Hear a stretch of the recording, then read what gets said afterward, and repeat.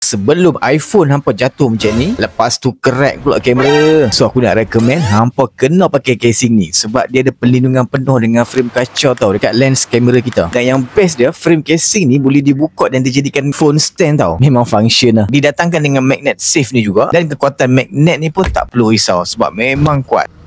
Material dia jenis getah yang tebal dan berkualiti tau. Tapi bila kita pegang tak rasa bulky tu, nipis je kat tangan. Di keliling casing ni ada sedikit permukaan kasar tau. So dia akan lebih grip dan sedap bila kita pegang phone tu. Cumanya di bahagian depan skrin telefon ni, getah casing ni dia tak berapa cukup tinggi lah. Dia still ada ketinggian kat situ, cumanya kita kena lebih berhati-hati lah. Dan kalau pembeli casing ni akan dapat juga satu tali pemegang yang comel dan estetik ni tau. Kalau phone tu terlepas pun tu, selamat telefon weh. So untuk pemilik iPhone daripada model 11 sampai 17 Pro Max, boleh dapatkan casing ni dengan 4 pilihan warna yang memang lawa-lawa. Dan apa tengok harga dia pun confirm tak percaya. Okey, sebelum stok warna yang bersuka tu habis dan sebelum harga dia naik, link untuk belian dah disediakan. Boleh grab cepat.